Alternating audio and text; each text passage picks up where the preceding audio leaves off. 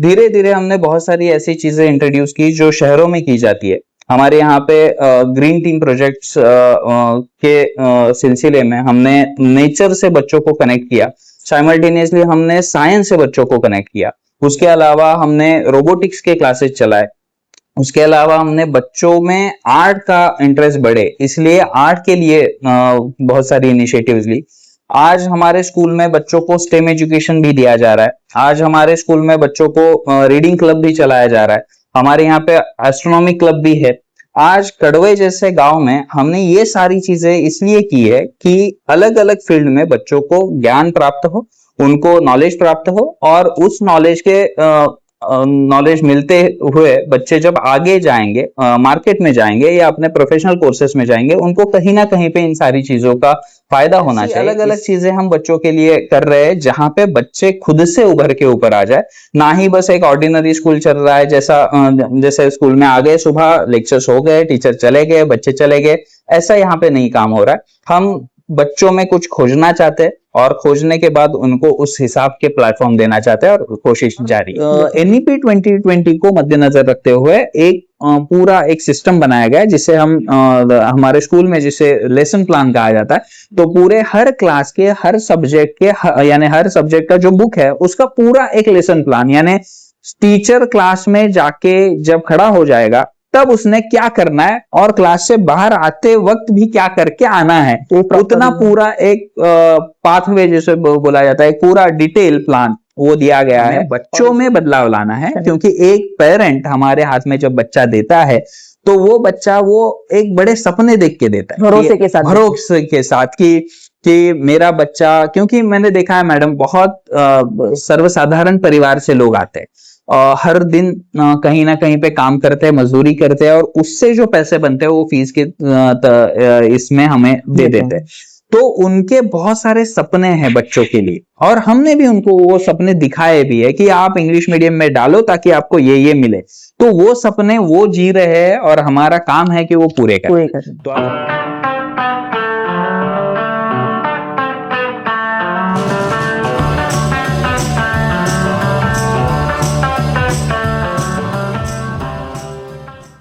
अस्सलाम वालेकुम रहमतुल्लाहि व बरकातुहू। हेलो एवरीवन, मैं हूं तज़ीन कापड़ी और आप सबका फिर से एक बार स्वागत है कड़वई स्पीक्स में।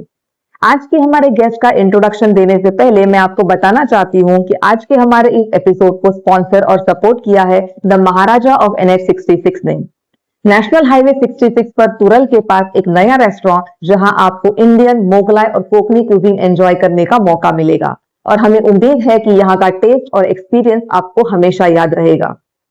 आज के एपिसोड में हम बात करने वाले हैं एक ऐसे यंग और डायनामिक लीडर से जिन्होंने कड़वई के एजुकेशन लैंडस्केप को एक नया बदलाव दिया है। आज हमारे साथ मौजूद है mister Pranjal Mohite, who is the principal of the Kadwai English school and vice principal of Kalpekar junior college of science. Kadwai से एक खास जुड़ाव रखने वाले प्रांजल सर, जिनके लिए गांव सिर्फ एक जगह नहीं बल्कि एक जिम्मेदारी है जो कम्युनिटी और कास्ट की बाउंड्री से कहीं आगे जाती है। MBA इन HR होने के बावजूद इन्होंने एजुकेशन को अपनी फील्ड चुना और TKES को इलाके के लीडिंग इंग्लिश मीडियम स्कूल्स में लाने में इनका एक खास योगदान भी रहा है। नए एजुकेशन ट्रेंड को अडॉप्ट करना, प्रोग्रेसिव मेथड्स को इम्प्लीमेंट करना और ग्राउंड रियलिटी पर चैलेंजेस को फेस करना, चाहे वो स्टूडेंट्स हो, पेरेंट्स हो या सिस्टम खुद, ये सब इनकी जर्नी का एक खास हिस्सा रहा है। तो चलिए शुरू करते हैं आज की बातचीत, जो सिर्फ स्कूल पर नहीं बल्कि एक ऐसी सोच पर है जिससे रूरल एजुकेशन को देखने का नजरिया बदलेगा। So viewers, let's welcome our guest for today mister Pranjal Mohite. नमस्कार sir, welcome to the show and thank you so much for giving us your precious time and being with us. Most welcome.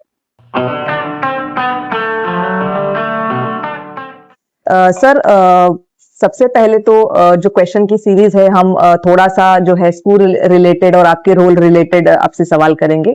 तो सबसे पहले हमें आप ये बताइए कि rural context में मॉडर्न एजुकेशन का डेफिनेशन आपके लिए क्या है, वो जरा हमारे व्यूअर्स को बताइए। मैं ये जो अच्छा सवाल है मैडम, पहला ही सवाल बहुत अच्छा है। मैं कहना चाहूंगा कि एजुकेशन सोसाइटी कड़वई का द कड़वई इंग्लिश स्कूल, ये जो स्कूल है, यही एक रूरल एजुकेशन में मॉडर्न चीजें लाने वाला एक आइडियल प्लेस हम कह सकते हैं कि जहाँ पे इसको एक आदर्श बना सकते हैं, इस स्कूल को एक आदर्श बना सकते हैं। मैं ऐसा क्यों कह रहा हूँ, क्योंकि एजुकेशन सिस्टम जो है उसमें बहुत सारे बदलाव होते जा रहे हैं गवर्नमेंट की ओर से, या एजुकेशन पॉलिसीज डिजाइन जो करते हैं उनकी ओर से बहुत सारी चीजें बताई जाती है, लेकिन एजुकेशन ग्राउंड लेवल पे जो आता है वो एक नॉर्मल बेसिस पे ही चल रहा है। बस टेक्स्ट बुक और स्टूडेंट्स टीचर सिखा रहे हैं, स्टूडेंट सीख रहे हैं और आगे जा रहे हैं। और उसका नतीजा ये है कि हम प्रोफेशनल लाइफ में जब देखते हैं तब हमें क्वांटिटी में बच्चे बाहर दिखते हैं लेकिन उनके पास क्वालिटी नहीं होती। और उसका कारण ये है कि एजुकेशन को अच्छी तरीके से समझा नहीं गया।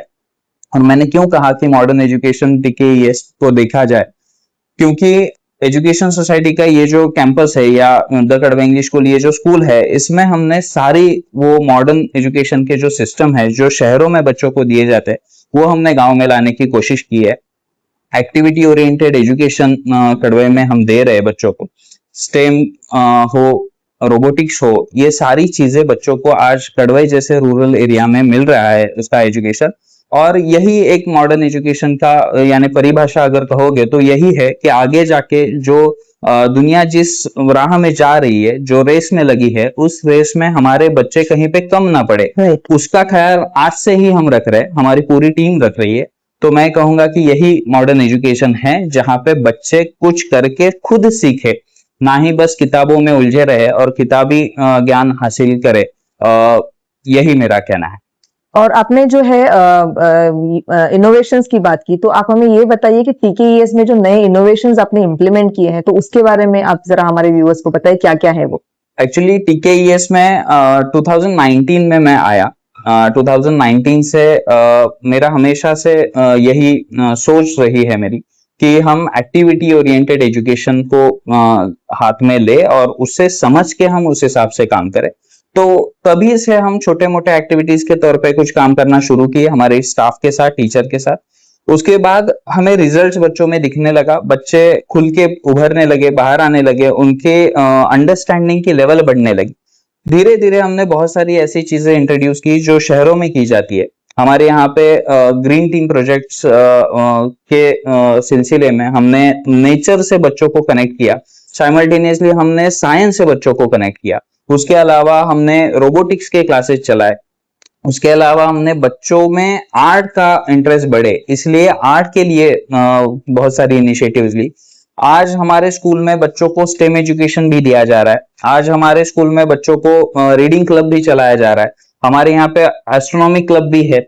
आज कड़वे जैसे गांव में हमने ये सारी चीजें इसलिए की है कि अलग अलग फील्ड में बच्चों को ज्ञान प्राप्त हो, उनको नॉलेज प्राप्त हो, और उस नॉलेज के नॉलेज मिलते हुए बच्चे जब आगे जाएंगे, मार्केट में जाएंगे या अपने प्रोफेशनल कोर्सेस में जाएंगे, उनको कहीं ना कहीं पे इन सारी चीजों का फायदा होना चाहिए। इस तरह से कुछ डिजाइन करके हमारा काम चल रहा है। इसमें एजुकेशन सोसाइटी कड़वे के प्रेसिडेंट साहब जो है मिस्टर सादिक काजी सर, उनका बहुत बड़ा योगदान है। उनकी एक अलग सोच है और उनके साथ साथ जब वो हमारे साथ या मेरे साथ शेयर करते हैं, मैं खुद वो सारी चीजें जब मुझे पता चलती है तब मुझे बड़ा आनंद होता है कि एजुकेशन फील्ड में मैं बहुत सालों से हूँ, मेरा परिवार भी इसी फील्ड से आ चुका है।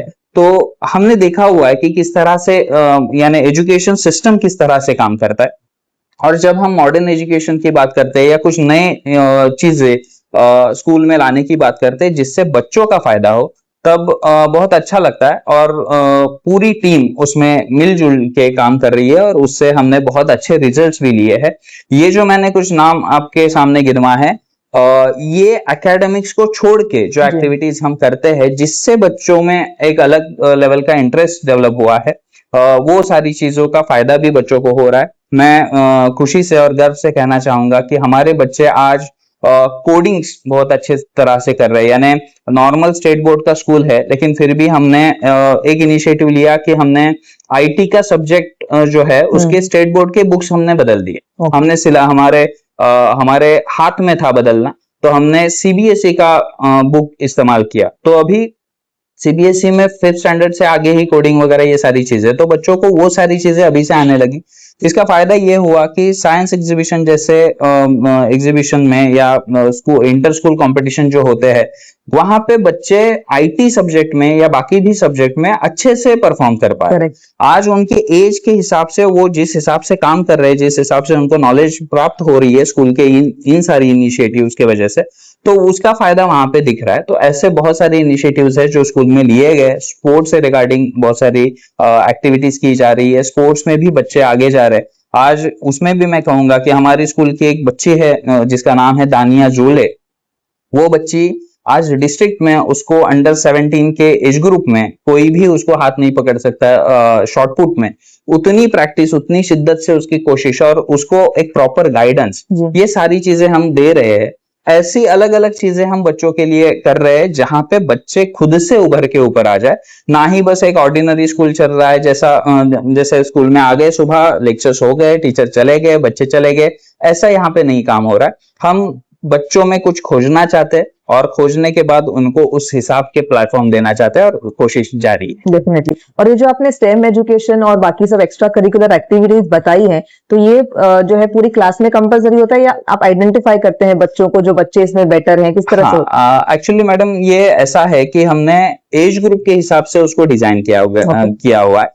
हमारे प्रेसिडेंट साहब है, उन्होंने एक प्रॉपर मैनुअल उसका क्रिएट करके हमें दिया हुआ है। तो उस मैनुअल को सामने रखते हुए हमने एज ग्रुप के हिसाब से सारी चीजें पूरी डिजाइन की हुई है और उस हिसाब से फिर काम हो रहा है। अभी फिलहाल तो हर क्लास का हर बच्चा ये सारी एक्टिविटीज में पार्टिसिपेट करता है, लेकिन जहां तक सवाल है बेसिक एक्टिविटीज वो तो हर कोई करता है। लेकिन जैसे मैंने कहा कि साइंस एग्जीबिशन है या कोई इंटर स्कूल कंपटीशन है, तो उसमें सिलेक्टेड बच्चे आते हैं जिनका इंटरेस्ट ज्यादा है, जिन्होंने कम समय में ज्यादा नॉलेज गेन किया है। ऐसे बच्चे फिर वहां पे आते हैं और वो फिर अपना परफॉर्मेंस देते हैं। अच्छा, तो पेरेंट्स का किस तरह से रिएक्शन रहा है जब अपने ये सब एक्टिविटीज इंट्रोड्यूस की, तो उनका कैसे रिएक्शन रहा इन सब चीजों में? एक्चुअली मैडम अपना कड़वे जो गांव है ये एक ग्रामीण भाग है जिसको हम रूरल प्लेस कहते हैं। तो यहाँ पे एक अच्छी बात भी है कि लोग वैसे समझदार भी है और कहीं जगह पे आपको दिखेंगे कि लोगों को बहुत सारी चीजें नहीं समझ में आती। बदलती हुई एजुकेशन सिस्टम, बदलती हुई एजुकेशन पॉलिसीज ये लोगों को उतनी ज्यादा तरीके से अच्छी तरह से समझ नहीं आती।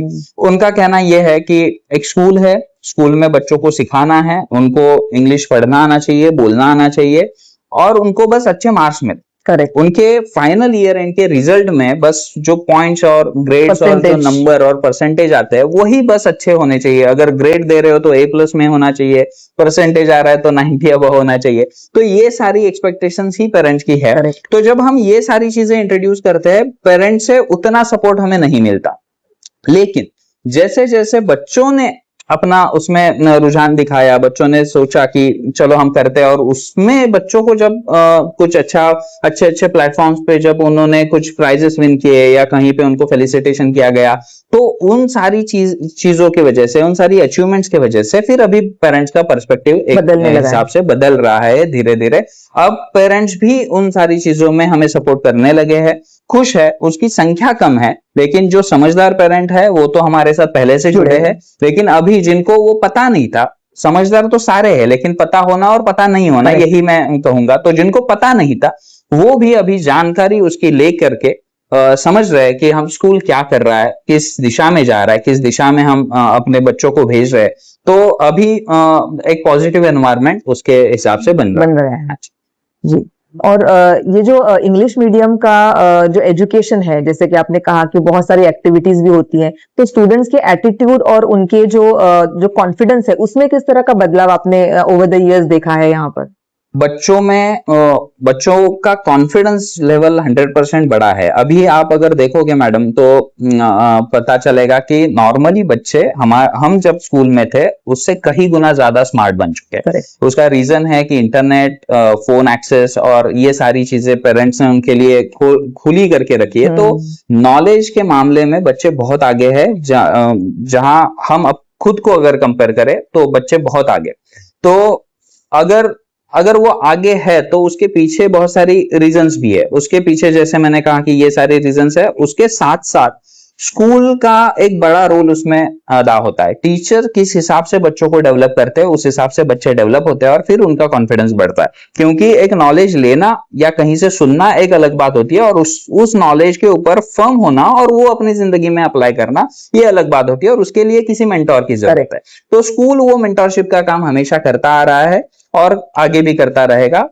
मेरे जब से मैं यहाँ पे आया हूँ या हमने ये सारी चीजें ये एक्टिविटी ओरिएंटेड एजुकेशन को फोर्सफुली हमने स्कूल में लाया है और अच्छे से इंप्लीमेंट भी कर रहे हैं, तो ये बदलाव मैंने देखा है बच्चों में कि बच्चे बहुत स्मार्ट हो गए, उनमें कॉन्फिडेंस अलग लेवल पे जा रहा है, उनका नॉलेज बढ़ रहा है। जैसे मैंने कहा कि हमारे यहाँ पे रीडिंग क्लब एक्टिविटीज होती है, तो रीडिंग क्लब में हमने यानी बेसिकली ये है प्रोसीजर कि एक बच्चे ने एक महीने में एटलीस्ट एक बुक पढ़ना है उसके चॉइस के हिसाब से। आप अभी भी हम लाइब्रेरी में बैठे हैं तो आप देख सकते हैं कि लाइब्रेरी में बहुत सारी फैसिलिटीज एजुकेशन सोसाइटी कड़वे ने करके दी है। तो ऐसे एक्टिविटीज की वजह से बच्चों में नॉलेज का एक जो इनपुट है वो बहुत ज्यादा से जा रहा है। बस यही नहीं है, हमारे पास ई लाइब्रेरी भी है, किंडल्स भी है, तो उस ऑनलाइन लर्निंग भी बच्चों का होता है। हमारी आईटी लैब है, पूरा कैंपस वाईफाई इनेबल्ड है। सो बच्चों को नॉलेज लेने के लिए बहुत सारी चीजें फैसिलिटी की गई है और उस हिसाब से बच्चे नॉलेज गेन भी कर रहे हैं और उनका कॉन्फिडेंस हम अलग अलग जगह पे देख भी रहे। मैं आपको बताना चाहूंगा कुछ ही दिन पहले, यानी इंग्लिश स्कूल है और इंग्लिश में बच्चे एक लेवल पे भी काम कर रहे हैं, लिटरेचर पे भी काम ज्यादा होता है। तो कुछ दिन पहले कंपटीशन आई थी और हमें बहुत कम समय मिला था कंपटीशन की प्रिपरेशन के लिए। हमारे स्कूल की बच्ची है मरियम जोअल करके, उस बच्ची को एक दिन ही मिला था प्रिपरेशन करने के लिए और उस बच्ची को एक स्टोरी दी गई, उसने वो प्रिपेयर की और वो उस कंपटीशन में गई और पूरे तालुके में उसको सेकंड रैंक मिला। हालांकि उसकी कंपटीशन में बहुत बड़े बड़े नामचीन जिनको कहा जाता है ऐसे चुनिंदा स्कूल थे जहाँ के बच्चे बहुत अच्छे होते हैं, बेसिकली कहा जाता है कि अच्छे, उन बच्चों को भी उसने पीछे करके वो आगे चली गई और उसको वो रैंक हासिल हुआ। अब ये एग्जांपल मैं बस वो नंबर आ गया या हमने किसी को पीछे कर दिया इसलिए नहीं बोल रहा हूं, मैं बोल रहा हूं कि एक दिन की प्रिपरेशन के लिए पीछे जो टीचर्स के एफर्ट्स लगे, बाकी लोगों के एफर्ट्स लगे, इतने सालों से जो स्कूल ने दिया है वो कहीं ना कहीं पे ऐसे प्लेटफॉर्म्स पे आपको दिखाई देता है। करेक्ट। साइंस की अलग अलग एक्टिविटीज है, साइंस एग्जीबिशन में लगातार 2 साल हम तालुके में हमारा रैंक आ रहा है। हम अच्छे प्रोजेक्ट्स ही लेके जाते हैं और बता के जाते हैं कैंपस में, यानी कॉन्फिडेंस उस लेवल का होता है कि कैंपस में हम पहले बता के जाते हैं कि हम प्राइज लेके आएंगे और कॉन्फिडेंस लेवल उतना बच्चों का हाई है और उसके साथ साथ मेरा भी हाई है। दूसरी एक बात मैंने जो बच्चों में डालने की कोशिश की है वो ये है कि मैं खुद ही बहुत सारी कॉम्पिटिशन्स किया हूँ, अलग अलग प्लेटफॉर्म्स पे जा चुका हूँ। तो मेरा हमेशा से कहना है, बहुत सारे लोगों का मानना होता है कि कॉम्पिटिशन्स में जाना ही बहुत बड़ी बात है, हार जीत अपनी अपनी ये होता है, लेकिन जाना बहुत इंपॉर्टेंट है। मैं वो नहीं मानता और मैंने वो बच्चों में डाला हुआ है कि हमें कंपटीशन में अगर जाना है, टीकेईएस के बच्चों को कंपटीशन में जाना है तो जीत के ही आना है। हम कोशिश करेंगे तो जीतने की करेंगे, वरना जाएंगे। वो एक फोकस होना चाहिए, वो फोकस, वो जज्बा उनके अंदर अभी से डाला हुआ है। और बच्चों को अगर हमारी असेंबली में या कहीं पे भी अगर आपने किसी भी कंपटीशन के बारे में पूछा कि हमें क्या करना है, तो उनका आंसर भी यही मिलेगा कि अगर हमको जाना है तो हम जीत के ही आएंगे। इस लेवल का कंपटीशन और इस लेवल का कॉन्फिडेंस हमने बच्चों में लाया है, बढ़ाया है। कोशिश है कि आगे भी ये बढ़ेगा और हमारे बच्चे हर एक प्लेटफॉर्म पे उभर के आएंगे, अच्छे ही रहेंगे, अच्छा ही परफॉर्म करेंगे। और जो आपने एग्जीबिशन की बात की, तो आई थिंक हमारे जो पिछला एक इवेंट था यहाँ पर, तो एक स्टेम का जो एग्जीबिशन लगा था, बहुत लोगों ने उसे सराहा था। हमारे गांव के लोग भी थे, मुंबई से भी काफी लोग आए हुए थे और उन्होंने भी जो है देखा कि किस लेवल के प्रोजेक्ट्स वहां पे प्रेजेंट किए गए थे। और मुझे खुद को जो है उस वक्त इतना प्राउड फील हुआ क्योंकि मेरे बच्चे जो है वो सिटी की स्कूल्स में है, तो वहां पर भी इतना जो है उस लेवल के प्रोजेक्ट्स आजकल नहीं होते और यहाँ पर जो प्रेजेंटेशन था वो देखकर बहुत ही अच्छा लगा। और डेफिनेटली ये सब आप लोगों की मेहनत और फोकस और डेडिकेशन जो कहते हैं उसका नतीजा है। So thank you so much for that. और आपने बात की कि स्टूडेंट्स जो हैं अभी यहाँ पर स्कूल में, तो मेरा सवाल ये है आपसे कि उसके नए स्टूडेंट्स लाना और जो प्रेजेंट स्टूडेंट्स हैं उनको रिटेन करने के लिए एक बहुत बड़ा स्ट्रगल जो है वो माना जाता है, तो वो आप लोग किस तरह से फिर मैनेज करते हैं? मैडम जैसे कि मैंने अभी बहुत सारी चीजें आपको बताई, वही हमारे रिजल्ट्स है एक्चुअली। हम वो पेपर वाला रिजल्ट पे भरोसा नहीं करते, हम उसके आगे बढ़ चुके। हम चाहते हैं कि बच्चों में वो दिखे, बच्चे इस स्कूल में आने के बाद उनके अंदर वो सारी चीजें आ जाए, वो उतने स्मार्ट बने कि जब वो मार्केट में चले जाए तब ऑटोमेटिकली किस स्कूल के बच्चे हैं वो पहचान के ही स्कूल का बोलते हैं ना, जैसे नाम बढ़ जाए, उस हिसाब से ही बच्चों के ऊपर मेहनत की जाती है। तो हमारा पहला काम तो वही है कि हमारे जो एग्जिस्टिंग स्टूडेंट है उनके ऊपर हम इतनी मेहनत करते हैं, और ये सारी एक्टिविटीज करने के बाद हम बच्चों को उस तरह से तैयार करते हैं कि पेरेंट्स को लगता है कि हाँ, मेरे बच्चे का फ्यूचर अगर कहाँ पे मुझे करना है तो यहीं पे करना है। मैंने बोला जैसे कि हमें बहुत सारे पेरेंट्स का सपोर्ट नहीं भी मिलता है या नहीं मिलता था, अभी धीरे धीरे वो पॉजिटिव हो रहा है। लेकिन जहां पे पेरेंट्स ने समझ लिया और बच्चों ने समझ लिया और बच्चों ने समझाया अपने पेरेंट्स को कि मुझे क्या करना है, मुझे यहाँ पे क्या मिल रहा है, किस हिसाब से मेरा ग्रोथ हो रहा है, मेरे अंदर जो बदलाव हो रहे हैं वो किस हिसाब से हो रहे हैं, तो ऑटोमेटिक वो सारी चीजें हो जाती है और बच्चे फिर रिटेन होना यानी पॉसिबल हो जाता है। बच्चे खुश होते हैं क्योंकि उनको ये सारी चीजें, ये एनवायरमेंट यहाँ पे मिलता है। बहुत सारे ऐसे भी बच्चे हैं कि जो किसी भी रीजन से, पेरेंट्स के रीजन से यहाँ से चले गए, दूसरे स्कूल में चले गए, सिटी के स्कूल में चले गए और वापस एक साल में वापस आ गए। तो ऐसे भी बहुत सारे एग्जाम्पल है हमारे यहाँ पे कि जिन्होंने कहीं पे जाके खुद एक्सपीरियंस लिया कि स्कूल में क्या हो रहा है और उस हिसाब से। दूसरा मैं कहूंगा कि एजुकेशन सोसाइटी की ये सारी फैसिलिटीज, देखो एक स्कूल चलाना एक हेडमास्टर के हाथ में होता है। वो हेडमास्टर अपनी टीम को लेता है, अपने एक प्लान बनाता है और उस हिसाब से एक साल का स्कूल चलता है, नेक्स्ट ईयर का नेक्स्ट प्लान, और ऐसा चलता रहता है। लेकिन किसी भी स्कूल की प्रोग्रेस जो है, उस प्रोग्रेस में एजुकेशन सोसाइटी जैसे मैनेजमेंट का बहुत बड़ा हाथ है और हमारे स्कूल में तो बहुत बड़ा ही हाथ है। उसके लिए मैं बताऊंगा कि मैंने अभी जितना कुछ बताया ये सारी इंफ्रास्ट्रक्चरल एक्टिविटीज है कि हमें उन सारी चीजों के लिए कुछ ना कुछ चाहिए था। जैसे मैंने रोबोटिक्स बताया, तो रोबोटिक्स के लिए किट्स चाहिए, उसके लिए टीचर चाहिए, उसको ट्रेनिंग चाहिए। जैसे मैंने स्टेम बताया उसके लिए फैसिलिटी चाहिए, मैंने आर्ट बताया तो उसके लिए फैसिलिटी चाहिए। तो ये सारी चीजें, स्पोर्ट्स हो, ग्राउंड चाहिए, मटेरियल चाहिए, जिम्नेशियम हो उसका मटेरियल चाहिए, ये सारी चीजें हमें प्रोवाइड की गई मैनेजमेंट की ओर से। उनके और हमारे आइडियाज को जब हमने मैच किया और उसके बाद उसकी जरूरत को हमने मैच किया और वो वहां से हमें जो सपोर्ट मिला उस वजह से हम कुछ कर पाए। तो ये फैसिलिटीज जो स्कूल में आज आप देख रहे हो वही काफी होती है किसी भी पेरेंट को अट्रैक्ट करने के लिए। और हमारे रिजल्ट बच्चों ने जो परफॉर्म किया है वो, और ये सारी फैसिलिटीज, अगर हम कहीं पे जाते हैं, पेरेंट्स के पास जाते हैं, तो ऑटोमेटिकली पेरेंट उनसे बात करने के बाद उनको लगता है कि हाँ, मेरे बच्चों को, जिन पेरेंट्स को लगता है कि मेरे बच्चे को अच्छा एजुकेशन देना है, वो पेरेंट हमारे पास आ जाते हैं और ऑटोमेटिकली ये सिलसिला जारी रहता है। तो ये जो आपने बताया एनरोलमेंट्स का, तो हमारे पिछले पॉडकास्ट में हमने जो है कारीगर सर से भी बात की, तो उनका एक जो है प्रोसेस होता है, तो आपके यहाँ पे न्यू एनरोलमेंट्स का किस तरह से प्रोसेस होता है? मैं बताता हूँ मैडम। एक्चुअली हमारे यहाँ पे प्रोसेस ऐसा होता है कि हमारी टीम और मैं खुद, मेरा थोड़ा ज्यादा इंटरेस्ट है उस सब्जेक्ट में कि बच्चे स्कूल में ज्यादा होने चाहिए, एक बड़ा कंपटीशन बच्चों में आपस में होना चाहिए, इसलिए ज्यादा से ज्यादा बच्चे अगर आए स्कूल में तो जो दूसरे बच्चे हैं, जो हमारे रेगुलर बच्चे हैं या नए भी आएंगे, तो आपस में कंपटीशन होगा, नया क्राउड मिलेगा और नई चीजें सीखेंगे। और इस सिलसिले में मैं हमेशा लगा रहता हूँ।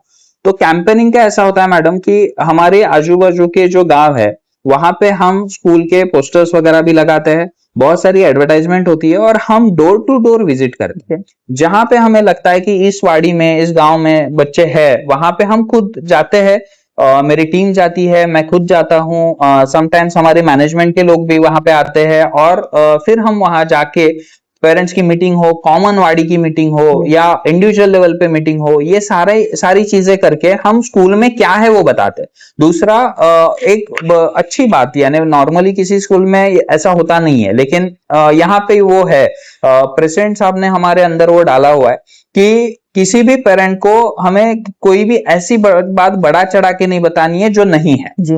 जो हमारे पास है वो ही बताना है, और उनको ये विश्वास है और हमको भी ये विश्वास है कि हमारे पास जो है वो बाहर कहीं पे भी नहीं।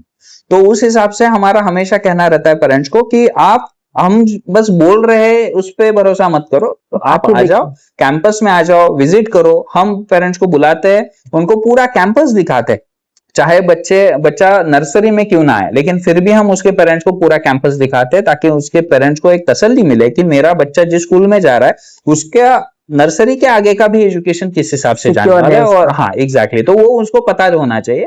तो ये सारी बेसिक प्रोसेस हमारी कैंपेनिंग की और एडमिशन आसपास के गांव में है करते हैं या फिर गांव से बाहर भी? हाँ, गांव के बाहर भी जाते हैं, जैसे रत्नागिरी, चिपळूण, यहाँ पे भी जाते हैं। हमारा ज्यादा से ज्यादा ये जो होता है एडमिशन का, ये जो प्रोसेस होता है ये रेफरल थ्रू होता है कि हमारे पास जो बच्चे हैं उनके पास पूछ के या उन्होंने बताए हुए पेरेंट्स यहाँ पे आते हैं। तो अभी और दूसरा, जैसे महाराष्ट्र उर्दू हाई स्कूल कड़वई की, क्योंकि एजुकेशन सोसाइटी का ही वो भी इदारा है, तो उनके टीचर्स बंबई में भी जाते हैं। तो ऐसा भी होता है कि उर्दू हाई स्कूल के टीचर जब बंबई में उनके स्कूल के कैंपेनिंग के लिए जाते हैं, तब ऐसे बहुत सारे पेरेंट्स मिलते हैं जिनको इंग्लिश में सीखना चाहिए, तो वो भी इंग्लिश के लिए बच्चे लेके आते हैं। उनका भी एक सपोर्ट, कारीगर सर और उनके टीम का सपोर्ट हमेशा हमारे लिए है।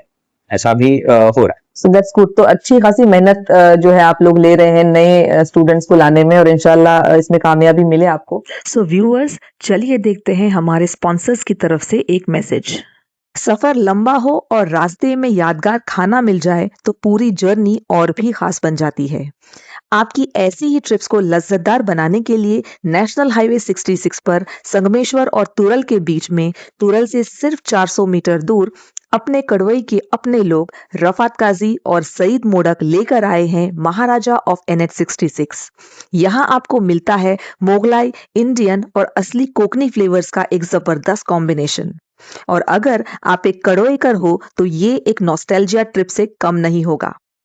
कड़क सुरमई फ्राई, मसालेदार ईरानी मटन कीमा, राजमा, सांदन और चिकन उकरा जैसे लाजवाब डिशेस के साथ ये जगह सिर्फ एक रेस्टोरेंट नहीं बल्कि हर फूड लवर के लिए एक बेहतरीन एक्सपीरियंस है, क्योंकि यहाँ कुछ डिशेस ऐसी हैं जो आपको पूरे NH 66 पर और कहीं नहीं मिलेंगी। तो अगली बार जब आप NH 66 से गुजरें तो महाराजा ऑफ NH 66 पर जरूर रुकें और इस लाजवाब जायके का मजा लें। सर, आपने जो है एजुकेशन सोसाइटी का एक छोटा सा रोल बताया आपके पिछले जवाब में कि वो जो है आपको सपोर्ट करता है इंफ्रास्ट्रक्चर वाइज या फिर जो भी चीजें होती है। इसके अलावा भी आप कुछ और चीजों में आपको प्रोग्रेस में उनका सपोर्ट दिखता है? मैं मैडम बताना चाहूंगा कि जैसे मैंने बताया कि नॉर्मली किसी भी स्कूल को अगर आप देखोगे तो एक सिलेबस और सिलेबस के साथ टीचर्स और स्टूडेंट, बस उतना ही होता है। वहां के प्रिंसिपल, वहां के टीचर, उनको कुछ इनोवेटिव करना है तो वो करते हैं, लेकिन कहीं पे भी मैनेजमेंट का इन्वॉल्वमेंट स्कूल में देखा नहीं गया। और हमारे यहाँ पे ये चीज एक अलग है, जहां पे मैनेजमेंट खुद ही बहुत ज्यादा तरीके से, बहुत ज्यादा एंथुसियास्टिकली इन सारी चीजों में स्कूल के प्रोग्रेस में इन्वॉल्व है। इसमें मैं कहना चाहूंगा कि हमारे प्रेसिडेंट साहब सादिक काजी सर, उसके बाद सीमा मोडक मैडम, इनका इन्वॉल्वमेंट एकेडमिक्स को लेकर, जैसे मैंने इंफ्रास्ट्रक्चर तो आपको बता दिया है, लेकिन एकेडमिक्स में इनका इन्वॉल्वमेंट बहुत ज्यादा है। जैसे मैं आपको बताना चाहूंगा कि नेशनल एजुकेशन पॉलिसी 2020 आज अभी यानी बहुत साल पहले गवर्नमेंट ने इंट्रोड्यूस किया, लेकिन स्टेट गवर्नमेंट में अभी भी उसके ऊपर काम चल रहा है। लेकिन जैसे ही वो इंट्रोड्यूस हुआ, प्रेसिडेंट साहब का फोर्स था कि सभी टीचर्स को उसका ट्रेनिंग मिलना चाहिए। तो बिकॉज हम नॉन एडेड है तो हमें गवर्नमेंट की ओर से ट्रेनिंग प्रॉपर नहीं मिलता, तो ट्रेनिंग हमें ऑनलाइन ट्रेनिंग या बाकी सारी फैसिलिटीज वो भी मैनेजमेंट की ओर से प्रोवाइड की गई। NEP 2020 टीचर्स ने समझा, उसके बाद हमें एजुकेशन सोसाइटी की ओर से लेसन प्लान्स दिए गए कि हमें लेसन किस तरह से लेने चाहिए, एक्सपेक्टेड क्या है। क्योंकि ऐसा होता है कि कई बार बिकॉज हमारा रूरल गांव यानी ऐसा गांव है कि जहां पे टीचर्स ऐसे आसानी से नहीं मिलते, बहुत ही अंदर है, तो सिटी से यानी चिपळूण और रत्नागिरी से दूर है, तो गांव में टीचर्स मिलना मुमकिन नहीं होता। फिर भी अच्छे खासे टीचर हमारे गांव के भी है, लेकिन अदर देन दैट जो हमें टीचर्स लगते हैं वो हमें बाहर से लगते हैं। अब ऐसे माहौल में टीचर का एक पूल हमारे पास नहीं होने की वजह से समटाइम्स ऐसे होता है कि हमें जो टीचर पसंद ना भी आए या परफॉर्मेंस में कहीं ना कहीं पे उस टीचर का एक अलग डायरेक्शन हो जो हमारे थॉट प्रोसीजर को मैच ना करे, तो उसमें ऐसा होता था कि एक कुछ टीचर एक्टिव दिख रहे, कुछ टीचर एक्टिव नहीं है। तो वही वो केस आता था अदर स्कूल की तरह कि हमने किया, सिलेबस कंप्लीट किया, बच्चों को सिखा दिया, अब बच्चों में जो रिजल्ट चाहिए वो हमें नहीं मिल रहा है। उसके पीछे के रीजंस क्या है? तो ये सारे रीजंस है। तो फिर वो सोचा गया उसके ऊपर और एनईपी 2020 को मद्देनजर रखते हुए एक पूरा एक सिस्टम बनाया गया जिसे हम हमारे स्कूल में जिसे लेसन प्लान कहा जाता है।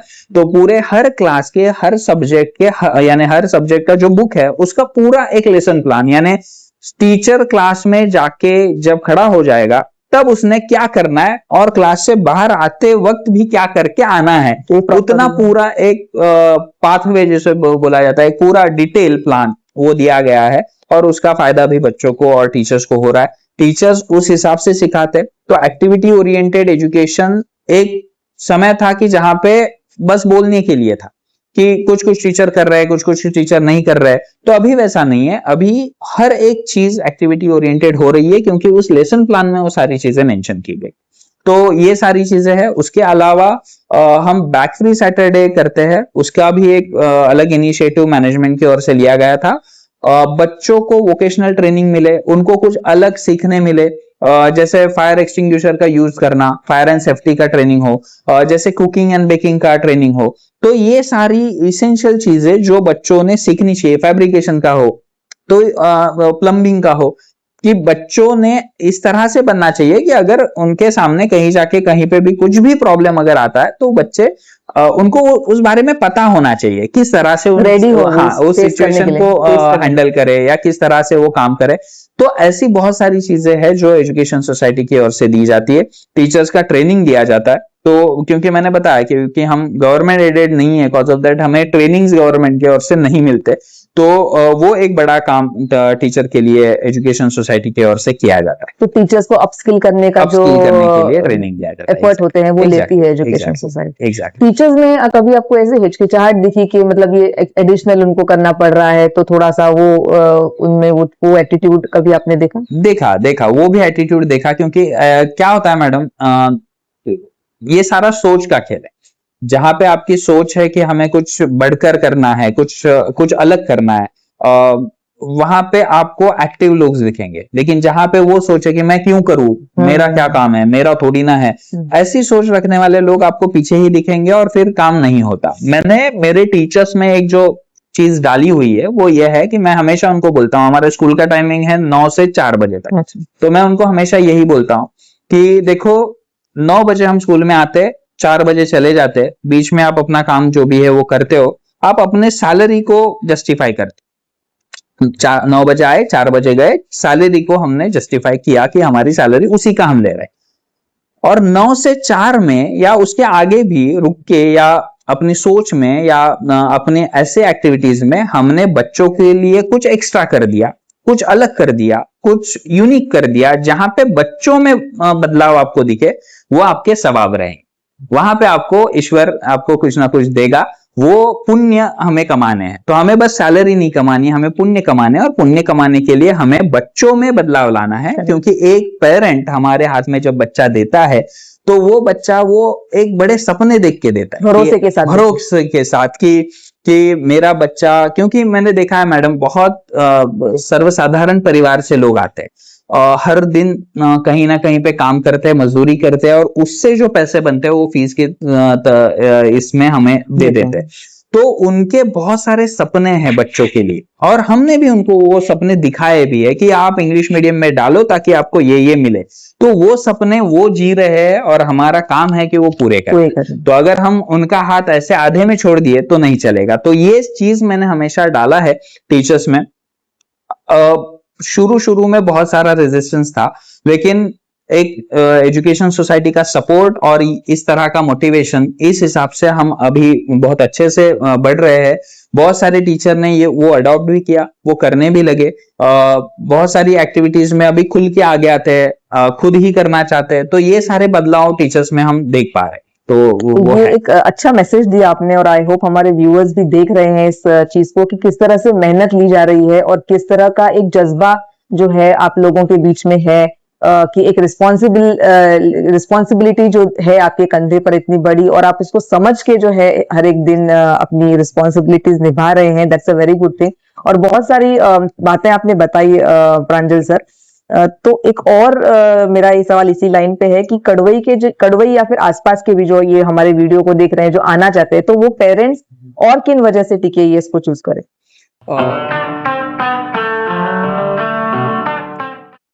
पहली तो चीज है मैम कि ये जो सारी फैसिलिटीज यहाँ पे है वो बस फैसिलिटीज नहीं है, वो एक पर्सनालिटी डेवलप करता है।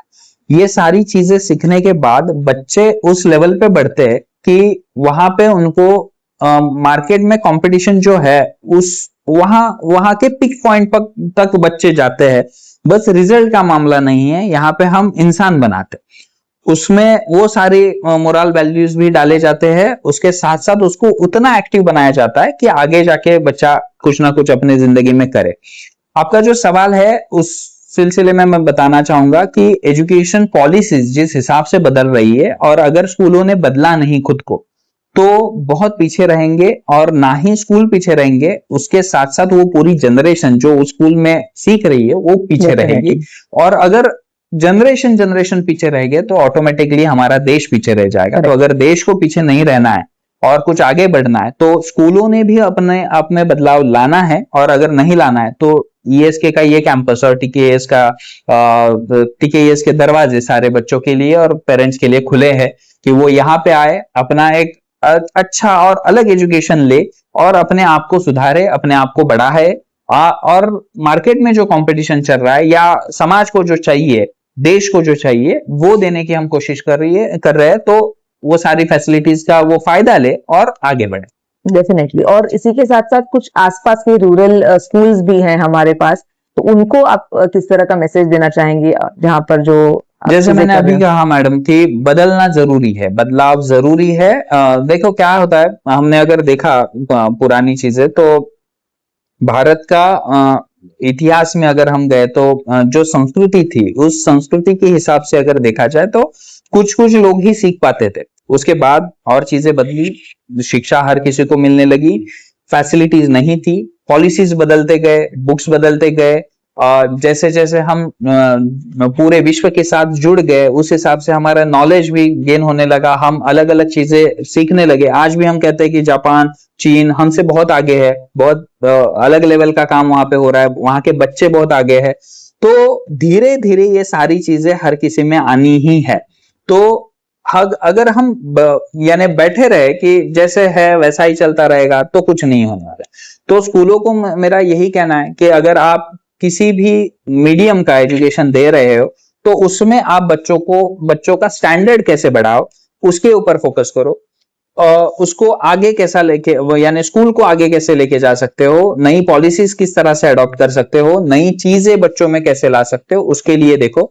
और एजुकेशन सोसाइटी का ये कैंपस मैंने बताया आपको कि हमेशा हमेशा हर किसी के लिए खुला है जो सीखना चाहता है, जो कुछ नया करना चाहता है। यहाँ पे आइए, आपको एक एग्जाम्पल के तौर पे या ट्रेनिंग के तौर पे यहाँ पे आपको एक मॉडर्न एजुकेशन का ये दिखाया जाएगा कि एग्जैक्टली किस दिशा में देश और देश का एजुकेशन जा रहा है। और आई थिंक पिछले साल या थिंक सम टाइम बैक एक एग्जीबिशन जो यहाँ पे रखा गया था, कुछ फेयर था, तो बहुत सारे आसपास के स्कूल के लोग भी यहाँ पर आए थे और उन्होंने जब हमारे कैंपस को देखा, यहाँ की फैसिलिटीज को देखा, तो डेफिनेटली उन्हें बहुत अच्छा लगा।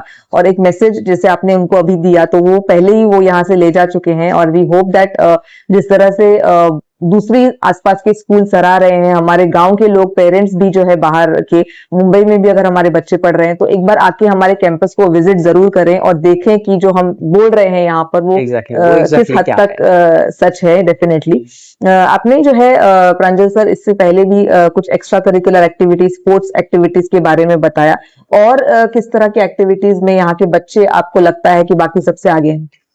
जैसे मैंने बताया मैडम कि एक्स्ट्रा करिकुलर एक्टिविटीज में बच्चों ने अपना मुकाम हासिल किया है। जैसे मैंने बताया कि हमारे बच्चे अभी कंप्यूटर आईटी सब्जेक्ट में बहुत आगे बढ़ चुके हैं। मैं एक एग्जांपल देना चाहता हूं कि हमारा स्कूल का साइंस एग्जीबिशन था। स्कूल के साइंस एग्जीबिशन में दो प्रोजेक्ट्स बहुत अच्छे बनाए गए थे और हमने यानी बहुत सारे प्रोजेक्ट थे, अच्छे ही बनाए गए थे सारे, लेकिन जो एग्जामिनर आए थे उन्होंने जिन प्रोजेक्ट्स को बहुत ज्यादा सराहा, उनको बहुत ज्यादा उनकी तारीफ की, वो जो दो प्रोजेक्ट थे वो बच्चों ने खुद ने बनाए थे। एक प्रोजेक्ट था जहां पे हमारा जो AQI होता है, क्वालिटी कंट्रोल, एयर का क्वालिटी कंट्रोल, तो वो उसके बारे में उसने एक सॉफ्टवेयर बनाया था। अभी अभी कॉमन जगह का या कुछ तो ऐसा है गूगल पे जो दिखाता है, वो उसने इस हिसाब से बनाया था कि आप कहीं पे भी हो आप देख सकते हो कि यानी आप बंबई में हो, आप गांव का देख सकते हो कि गांव में क्या स्टेटस है, किस हिसाब से अभी वेदर चल रहा है। तो ऐसी सारी चीजें बच्चे अभी खुद सोच के कर रहे हैं। तो ये एक बड़ी अचीवमेंट मुझे लगता है कि हमने बच्चों में वो डाला है। हमने सोचने वाले बच्चे तैयार किए, समझने वाले बच्चे तैयार किए। दूसरा मैं बताना चाहूंगा कि एक नॉर्मल प्रॉब्लम जो नॉर्मली हर किसी को आता है, अभी फिलहाल बातों बातों में ये प्रॉब्लम बहुत जगह पे चल रहा था, क्योंकि बहुत जगह पे मेडिकेयर के लिए असिस्टेंस की जरूरत है। तो मेडिकेयर असिस्टेंस के लिए एक एप्लीकेशन एक बच्ची ने बनाया। तो मोबाइल पे एप्लीकेशन और वर्किंग एप्लीकेशन, जिसमें आप समझो अगर आप ऐसे हो कि जिनको जरूरत है और मैं वो हूं जो मैं कर सकता हूं, तो हम दोनों के लिए भी वो प्लेटफॉर्म है। वहां पे बटन्स दिए गए हैं, उसमें आप अपने हिसाब से रजिस्ट्रेशन करोगे, मैं अपने हिसाब से रजिस्ट्रेशन करूंगा, और जो जरूरत है उस हिसाब से हम कनेक्ट हो जाएंगे और कनेक्ट करके थ्रू द फोन कॉल हम जो भी है डिसाइड करेंगे। ये लेवल का सोचना हम बच्चों में डाल रहे हैं, तो ये एक अलग लेवल की अचीवमेंट है। हमने साइंस एग्जीबिशन में मैडम हमने इस साल एक एप्लीकेशन बनाया था जो रूरल टूरिज्म को डेवलप करे। अब वो एप्लीकेशन घूम जूम करके नाम है, आपने सुना होगा, उसकी न्यूज वगैरह भी आई थी। उसको भी यानी एजुकेशन ऑफिसर्स जो है उन्होंने भी बहुत सराहाया, उसकी बहुत तारीफ की गई, उस सोच की बहुत तारीफ की गई। तो ऐसी चीजें बच्चों में अभी आ रही है, बच्चे सोचने लगे हैं। तो मैं कहूंगा कि वही एक अचीवमेंट है कि जहां पे हमने बच्चों को सोचने के लिए मजबूर किया है और बच्चे सोचते, और वो उनकी सोच उसको पकड़ नहीं सकते हम। हमारा काम है उसको मोल्ड करना, अच्छी वे में लाना, और फिर उनको उस डायरेक्शन में उनको सपोर्ट करना। तो यही ये सारी अचीवमेंट्स है जो बच्चों ने की है। दूसरा मैं बताना चाहूंगा कि आर्ट में हमारे टीचर जो है विशाल दनावड़े सर, उनके लीडरशिप में बच्चे बहुत अच्छे से तैयार हुए हैं। मैं गर्व के साथ, फख्र के साथ ये कहना चाहूंगा कि ऑल ओवर महाराष्ट्र इस साल एलिमेंट्री की एग्जामिनेशन में टोटल 4,75,000 के आसपास कुछ बच्चे बैठे थे। 4,75,000। स्टेट गवर्नमेंट हर साल वो एग्जामिनेशन लेता है, जेजे स्कूल ऑफ आर्ट के साथ उनका अलाइनमेंट रहता है और उनके कोऑर्डिनेशन में वो एग्जाम होती है। हर साल स्टेट गवर्नमेंट उन सारे बच्चों में से टॉप के 100 बच्चों को चुनता है और उनको अलग से फेलिसिटेट करता है एज ए गुड आर्टिस्ट। वो जो पेपर्स उनके दिए जाते हैं उसको चेक करते हुए वो रिजल्ट निकाला जाता है।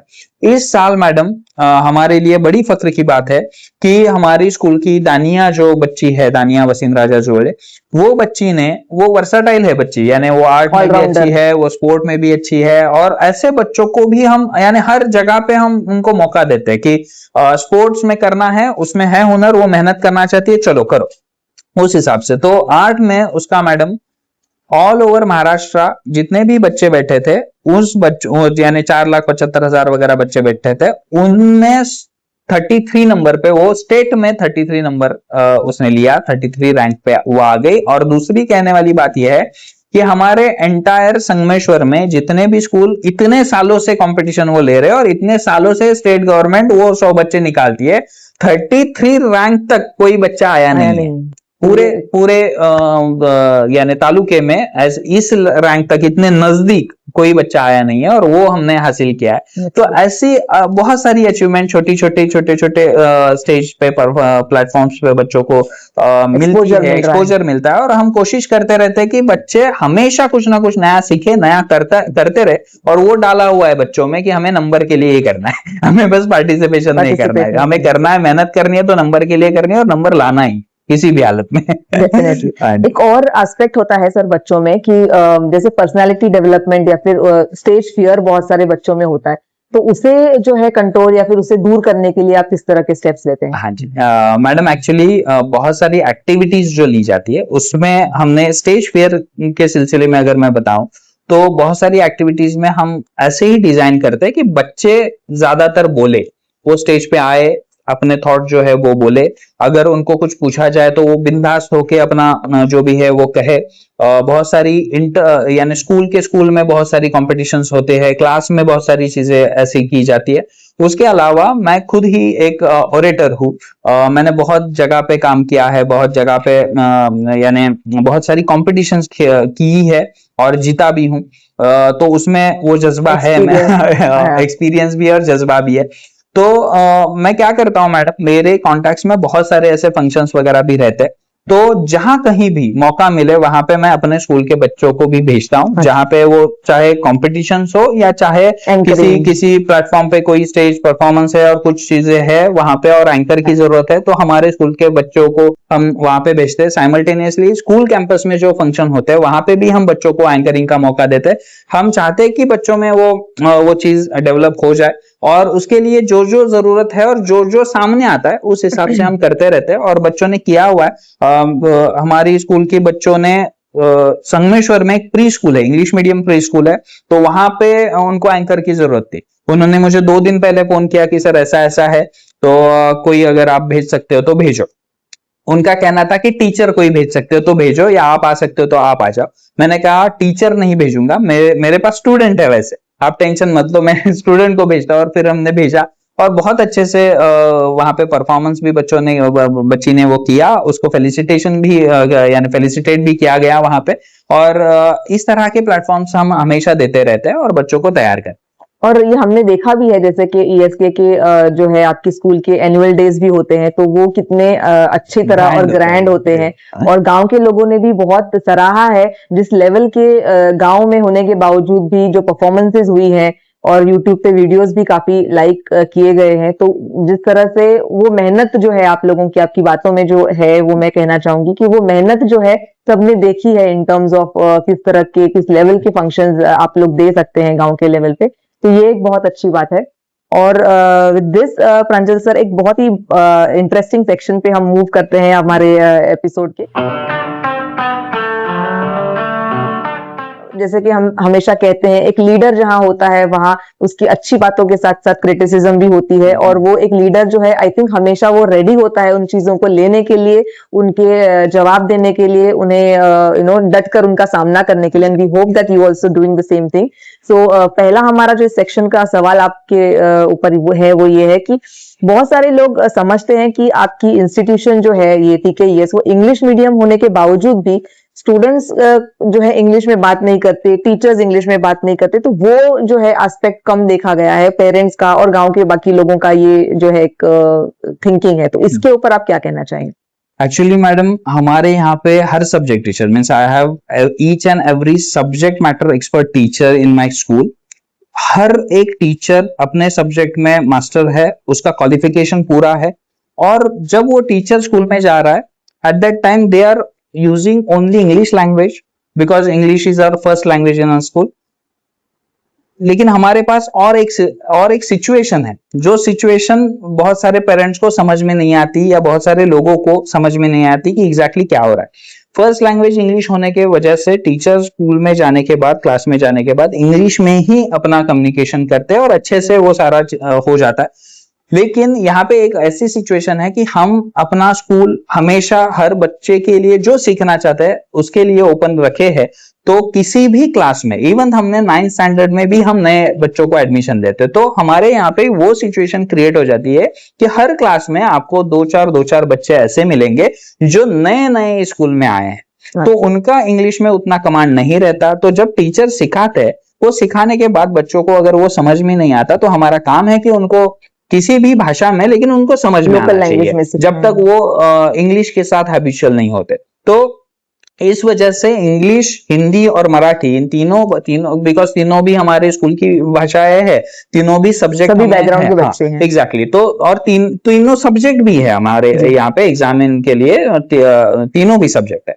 तो इंग्लिश में ही सिखाया जाता है, इंग्लिश का ही एनवायरनमेंट है, लेकिन उसके साथ साथ इन भाषाओं का भी इस्तेमाल किया जाता है। बहुत सारे बच्चे जो मराठी बैकग्राउंड से है या दूसरी किसी बैकग्राउंड से, जैसे हमारे मुस्लिम बच्चे हैं वो कोकनी बैकग्राउंड से, कि उनका मदर टंग जो है वो कोकनी है, तो वो घर में भी अगर वो प्रॉब्लम हमें मराठी और हिंदी के ऐसे राइटिंग में या पेपर राइटिंग में हमें दिखाई देता है कि बच्चे वहां पे कोकनी वर्ड्स यूज करते हैं। तो ये सारे जो प्रॉब्लम है उनको टैकल करते वक्त हमें कुछ ना कुछ फ्लेक्सिबिलिटी वहां पे लानी पड़ती है और हम उस हिसाब से करते भी है।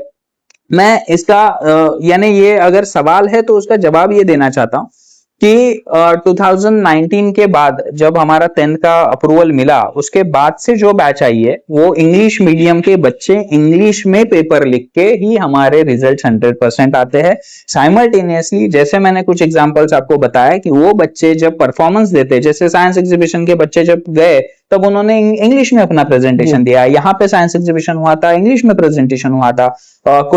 जैसे मैंने स्टोरी टेलिंग कंपटीशन का बताया वो इंग्लिश में स्टोरी टेलिंग कंपटीशन थी। तो बच्चों में वो चीजें है, वो हुनर है, बच्चे जहां पे जरूरत है वहां पे वो दिखाते ही है। अब हमारे बच्चों में वो नॉर्मल घर में भी नहीं दिखता। वो उसके पीछे का रीजन ये है कि 35 मिनट्स का एक लेक्चर है, उसमें टीचर अपने हिसाब से सिखा रहा है, वो एनवायरनमेंट भी मेंटेन करने की कोशिश कर रहा है, लेकिन अदर देन दैट ना हमारे पेरेंट्स हमसे बात कर रहे, ना हमारा ऑटो ड्राइवर हमसे वैसी बात कर रहे, ना ही हमारे कोई शॉपकीपर वैसी बात कर रहे। तो इंग्लिश कम्युनिकेशन का नामो निशान स्कूल के अलावा कहीं पे भी नहीं है। कॉज ऑफ दैट आप में अदर लैंग्वेजेस जैसे कोकनी, मराठी, इन भाषाओं का ज्यादा इस्तेमाल किया हुआ दिखाई देता है। कॉज ऑफ दैट लोगों को ऐसा लगता है कि इंग्लिश एनवायरनमेंट ही नहीं है, लेकिन अगर नहीं होता तो ये सारी चीजें भी नहीं होती। बच्चों में जो इंप्रूवमेंट है वो नहीं आती। आज हमारे स्कूल में बच्चे ऐसे हैं कि अगर उनको किसी टॉपिक पे बोलने के लिए बोला जाए तो वो बोलते आते, सामने आते हैं, वो इंग्लिश में अपने थॉट्स रखते हैं और होता है अच्छे से सब कुछ चल रहा है। तो इस हिसाब से सब कुछ चल रहा है। मैं ये भी मानता हूं कि जहां पे सवाल है कि क्लास में एनवायरनमेंट इंग्लिश का होना चाहिए, तो क्यों होता है अदर लैंग्वेजेस का इस्तेमाल वो मैंने आपको बताया, लेकिन उसमें भी हम पूरी कोशिश कर रहे हैं कि जैसे ही हमारे पास बच्चे आए हम पहले 6 महीने में ही उनको हम पूरी तरह से मोल्ड कर दे इंग्लिश लैंग्वेज में, ताकि हम पूरा का पूरा इंग्लिश एनवायरनमेंट वहां पे मेंटेन कर सकते। तो मतलब आपके जो लेक्चर्स वगैरह होते हैं वो इंग्लिश में होते हैं, लेकिन अगर समझो किसी बच्चे को कुछ डिफिकल्टी है, वो अपनी लैंग्वेज में बोल रहा है, तो वो टीचर का काम है कि और वो बताना भी लोकल लैंग्वेज में बताने की कोशिश करे। और एक्चुअली एनईपी 2020 जो है वो भी वही बताता है कि बच्चों को समझना है after that language. And I think आजकल की टेक्नोलॉजी और जिस तरह का माहौल है उसमें बच्चे कहीं ना कहीं सीख ही जाते हैं आगे जाके English. It is not a challenging task for today's generation, so that is good. दूसरा जो आपके ऊपर एक इल्जाम लगाया जाता है वो ये है कि आपने अभी भी हमारे व्यूअर्स को बताया बहुत सारी एक्स्ट्रा करिकुलर एक्टिविटीज, तो लोगों का ये कहना है कि एकेडमिक्स पे कम ध्यान दिया जाता है यहाँ पर और एक्स्ट्रा करिकुलर एक्टिविटीज पे आप ज्यादा ध्यान देते हैं, तो उस पर आप क्या कहेंगे? हाँ, एक्चुअली मैडम मैंने आपको बताया कि मेरा थॉट प्रोसीजर ही वैसा है, क्योंकि मैं जब आया था तभी से मेरा शुरू था कि एक्टिविटी ओरिएंटेड एजुकेशन ही होना चाहिए। उसके पीछे का रीजन बताता हूं मैं आपको। 2012 में 12-13 एकेडमिक ईयर जो था उसमें गवर्नमेंट ने एक पॉलिसी लाई। मैं तब बीएड में था जब मैं अपना एजुकेशन ले रहा था, तब की बात है। एक पॉलिसी लाई जिसको कहा जाता है ज्ञान रचनावाद। उस हिसाब से किताबें बदली गई, सिलेबस में बदलाव लाए गए। सिलेबस में जो बदलाव लाए गए उसमें क्या एडिशनल हुआ, हर सब्जेक्ट में हर लेसन के नीचे एक एक्टिविटी दी गई उस लेसन को अच्छे से समझने के लिए। लेकिन किसी भी टीचर ने, जैसे नॉर्मल चलता है वैसे, कि किसी भी टीचर ने वो ना समझा, ना कभी उसको इम्प्लीमेंट किया, ना कभी वो हो पाया, कहीं पे भी नहीं हो पाया। हमारे यहाँ पे भी नहीं हो पाया था। हमारे यहाँ पे भी एक सिंपल जैसे चलता आ रहा है वैसे वाला क्वेश्चन आंसर हो गया, टीचर आ गया, टीचर ने सिखा दिया, बच्चों को समझा है नहीं समझा है वो जाने दो, जो भी है वो जाने दो। पेपर सेट करने वाले भी हम, चेक करने वाले भी हम, तो अपने हिसाब से हो सकता है कुछ। लेकिन एक्टिविटी ओरिएंटेड एजुकेशन बहुत जरूरी है, क्योंकि बच्चों ने रट्टा मार के कुछ करना, उसमें मैं बिलीव नहीं करता। मेरा पहले से ही कहना है कि हर एक चीज चाहे आप कम समझो लेकिन समझो, समझ के करोगे तो बहुत आगे बढ़ोगे और जिंदगी में हमेशा के लिए वो आपके साथ चलता रहेगा। अगर आप बस रट्टा मारोगे, वो पर्टिकुलर टाइम चला गया, एग्जाम खत्म हो गई, आप खत्म हो गए, वो वाला एनवायरनमेंट हमें नहीं चाहिए था। Cause of that activity oriented education जो गवर्नमेंट पॉलिसीज के तहत ही आता है, वही हमने लिया, वही हमने इम्प्लीमेंट किया, और इन सारी एक्टिविटीज के वजह से बच्चों को एकेडमिक्स के, और ये सारी एक्टिविटीज मैडम एकेडमिक्स से रिलेटेड है। करेक्ट। ये कोई अदर देन एकेडमिक्स नहीं है। अगर हम सिलेबस में कुछ सिखा रहे हैं तो उसके रिगार्डिंग जो एक्टिविटी है वो ले रहे हैं। ओके। उसके अलावा जो एक्टिविटीज ली जाती है, जैसे मैंने आर्ट का बताया, हमने आर्ट के अचीवमेंट्स भी बताए, बच्चे कहाँ कहाँ पे जाते हैं। Last time Sangameshwar police station की ओर से कंपटीशन लिया गया था, हमारे स्कूल से 2 बच्चों का सिलेक्शन हुआ और उनको वहां पे फेलिसिटेट किया गया एसपी साहब के हाथ। ये बड़ी बात है ना, बच्चे ये सारी चीजें सीख रहे हैं, उस वजह से ही उनको ये सारी चीजें मिल भी रही है, यानी ये अचीवमेंट्स मिल रहे हैं। तो ये एक्टिविटी की ही बदौलत है। तो हम स्टेम ले रहे हैं, रोबोटिक्स ले रहे हैं, या हम आर्ट ले रहे हैं, ये अदर देन एकेडमिक्स हम अगर ले रहे हैं तो उसमें हम अच्छा परफॉर्मेंस भी बच्चों का ला रहे हैं और बच्चे कुछ ना कुछ अचीव करके आ ही रहे। उसके साथ साथ हमने कहीं पे भी एकेडमिक्स को डिस्टर्ब नहीं किया है, और बिना करते हुए हम सारी चीजें कर रहे हैं। हमारा स्कूल का टाइमिंग अगर आप देखोगे तो सुबह 9 बजे से लेके 4 बजे तक का जो स्कूल है उसमें 2:30 तक ही हमारा एकेडमिक का सेशन है, उसके बाद एक्टिविटीज का सेशन होता है। अब ये जो 9 बजे से 2:30 का जो लेक्चर का टाइम है और उसमें रिसेस वगैरह भी है, वो जो लेक्चर के टाइम है उसमें बुक्स में जो एक्टिविटीज है या लेसन प्लान में जो गवर्नमेंट ने अलाइन करके दी हुई है वो एक्टिविटीज हम एकेडमिक्स के लिए ले रहे हैं, और अदर देन दैट जो बच्चों के ओवरऑल डेवलपमेंट के लिए जो चाहिए वो हम कर रहे हैं। और मैं देखो, हर किसी का अपना अपना सोच होता है। मैंने बोला ना आपको कि जिसको पता नहीं है वो सवाल करेगा, और वो सवाल करना ही जरूरी है क्योंकि पता होना चाहिए, क्योंकि जब कोई पूछेगा तभी हम बता सकते हैं। तो आशा है कि इस पॉडकास्ट के थ्रू लोगों को पता चले कि exactly activity oriented education means what, और एग्जैक्टली हम क्या कर रहे हैं। और उसके साथ साथ मैं ये भी कहना चाहूंगा कि पेरेंट्स भी आए, पेरेंट्स भी बहुत सारी एक्टिविटीज में रहते हैं, शामिल भी रहते हैं, लेकिन जिनको सवाल है वो आए, देखे और वो एंजॉय करे, बच्चों के साथ साथ सीखे। बहुत मजा आता है, बहुत अलग अलग तरीके से बच्चे कुछ ना कुछ नया करते हैं और एक नया एग्जाम्पल सेट होता है। तो ये आपने सही कहा कि मतलब अगर आप एकेडमिक्स को डिस्टर्ब नहीं कर रहे हैं, आप अपना सिलेबस पूरा कर रहे हैं, तो आई थिंक कहीं किसी को ये प्रॉब्लम्स नहीं होनी चाहिए, क्योंकि वो एक एडिशनल बच्चों को नॉलेज मिल रहा है, टाइम के साथ चल रहे हैं वो, और उसी से रिलेटेड अगर आप एक्स्ट्रा करिकुलर कर रहे हैं जैसा कि आपने कहा, so that is again some good thing. तो ये एक अच्छी बात है।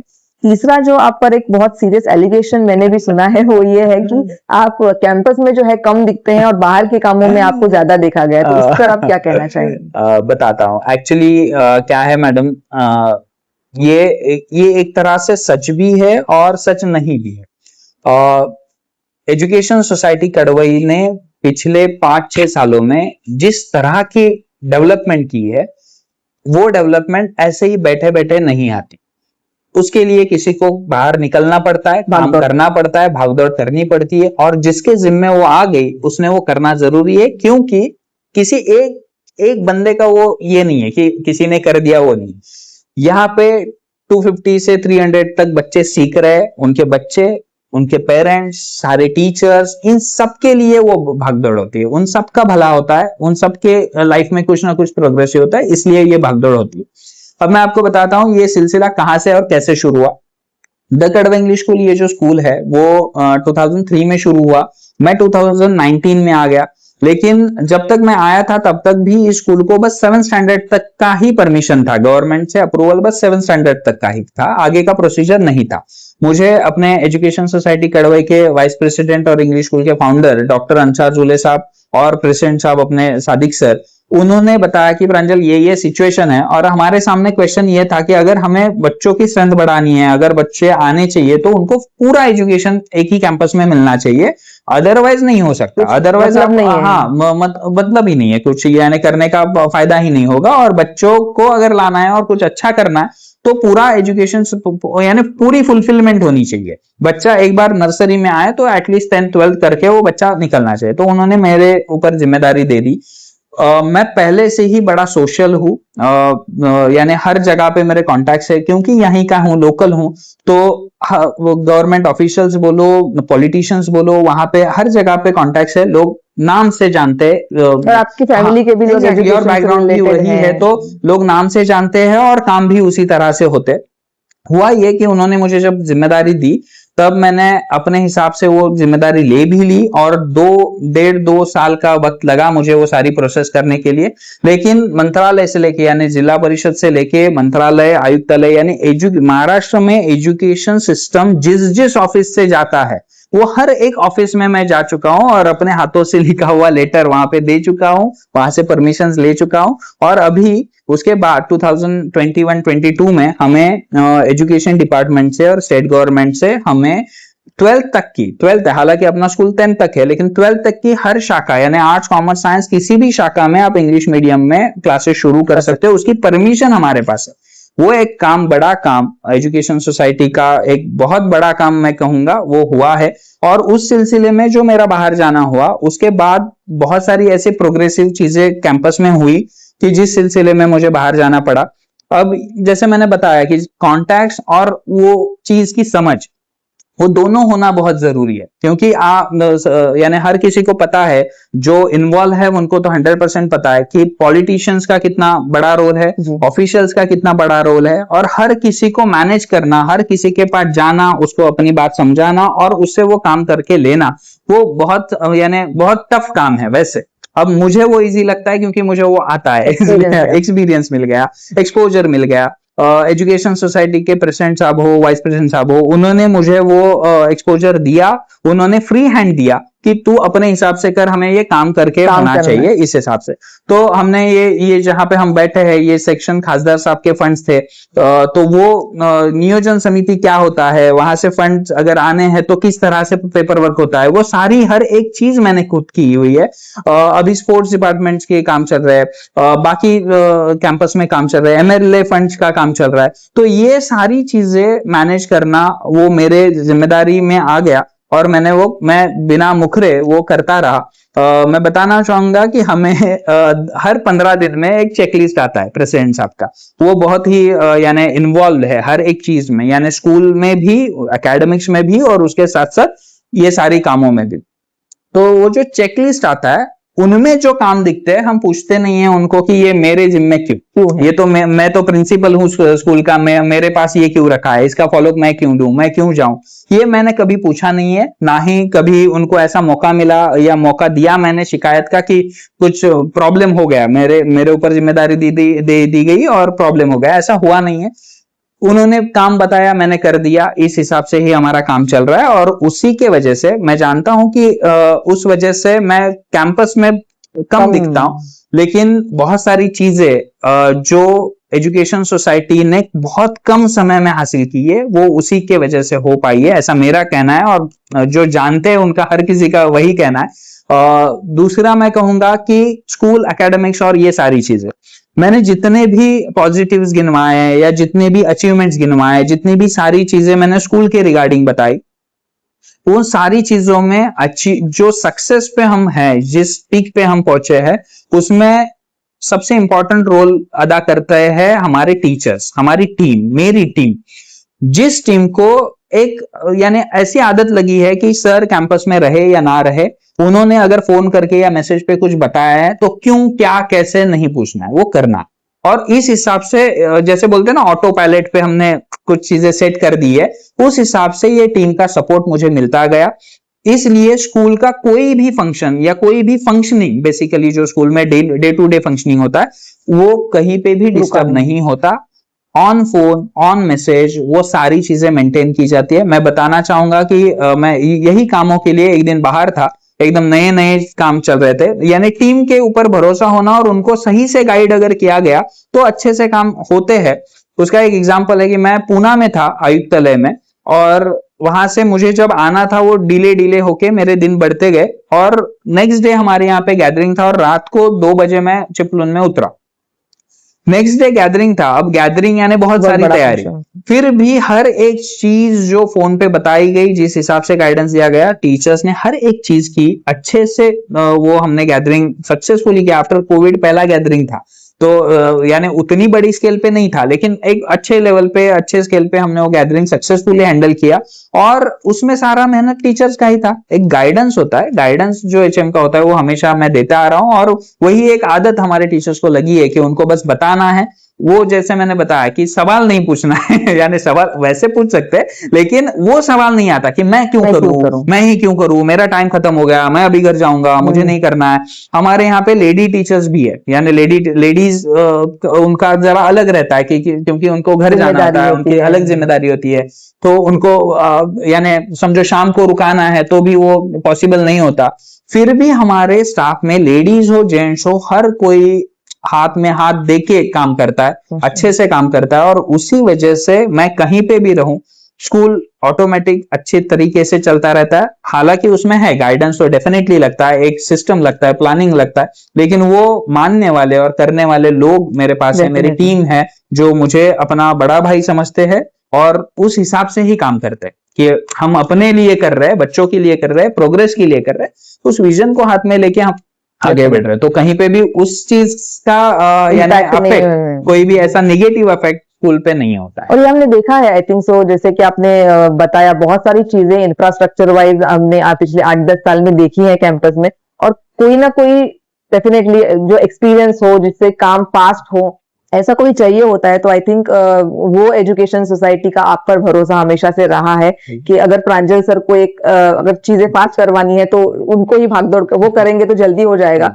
और वो भी सही कहा आपने कि टीचर्स का जो आपका टीम का सपोर्ट आपको हमेशा से मिला है, शायद उसी की वजह से आप बेधड़क होकर कहीं बाहर निकले, उस भरोसे के साथ कि पीछे जो है सब अच्छी तरह चल रहा है। वो अफेक्ट अगर होता तो शायद आपके ऊपर भी वो एक नेगेटिव इम्पैक्ट होता, तो वो भी एक अच्छी बात है। और इसी के साथ जो है हमारे सवालों का सिलसिला हम यहीं पर खत्म करते हैं, और ये एक टोकन ऑफ अप्रिसिएशन जो है हमारी तरफ से आपको देते हैं सर। और बहुत ही शुक्रिया आपका प्रांजल सर, जो आपने अपना कीमती समय हमें दिया, और जिस तरह से सवाल हमने पूछे, जो जवाब आपने दिए, इससे बिल्कुल वाज़ेह है कि आज का जो एजुकेशन सिस्टम है वहां पर एकेडमिक्स और किताबी बातें ही इम्पोर्टेंट नहीं है, उससे भी कहीं आगे जो है जाने की जरूरत है। हमारी जनरेशन को in terms of sports, extra curricular activities, ये सब चीजों में फ्यूचर रेडी करना जो है वो बहुत जरूरी है। और जो ये आपकी स्कूल टीकेईएस एजुकेशन सोसाइटी कड़वे की जो इंस्टीट्यूशंस है वो इतनी बखूबी जो है निभा रही है इन सब चीजों को, ये एक बहुत ही फख्र की बात है हमारे पूरे कड़वई गांव के लिए, मैं कहना चाहूंगी। और इस सब बातों से ये जाहिर होता है कि स्कूल जो है वो सिर्फ एक बिल्डिंग नहीं है, बल्कि उसके लिए जो है एक डेडिकेशन और एक क्लियर विजन जो लगता है, वो आप लोगों के साथ, आपकी टीम के साथ, एजुकेशन सोसाइटी कड़वई के पास जो है वो है। इन सब लोगों के साथ से जो है स्कूल जो हमारे वक्त में था उससे आगे कितना आगे आ चुका है, और भी आगे आप लोगों की डेडिकेटेड टीम की वजह से इंशाल्लाह जाएगा, ये हमारी दुआ है। और इसी के साथ साथ जो है हम शुक्रिया अदा करना चाहेंगे वंस अगेन जो हमारे इस एपिसोड के स्पॉन्सर हैं, द महाराजा ऑफ NH 66, जो कि एक नया होटल रेस्टोरेंट खुला है हमारे रफत काजी साहब और सईद मोड़क साहब के पार्टनरशिप में। तो रिक्वेस्ट करते हैं ऑडियंस से कि आप इनके रेस्टोरेंट को विजिट करें, और हमारे आसपास गांव और आसपास के लोग, अगर आप अपने बिजनेस को प्रमोट करना चाहते हैं, आप हमें सपोर्ट करना चाहते हैं, जिसकी वजह से ये एपिसोड, ये सीरीज जो है हम लोगों तक एक्सेसिबल करवाएं, पहुंचाएं, तो इंशाल्लाह मुझे या फिर उमलती पृथ्वी फाउंडेशन के किसी भी टीम मेंबर को आप अप्रोच कर सकते हैं। इंशाल्लाह हम आपको गाइड करेंगे कि किस तरह की स्पॉन्सरशिप और सपोर्ट आप कर सकते हैं उमलती पृथ्वी फाउंडेशन को। So once again thank you so much viewers for watching, और अगले एपिसोड में एक और इम्पोर्टेंट और इंटरेस्टिंग कॉन्वर्सेशन के साथ हम आपसे मिलेंगे। तब तक के लिए स्टे ट्यून्ड। अल्लाह।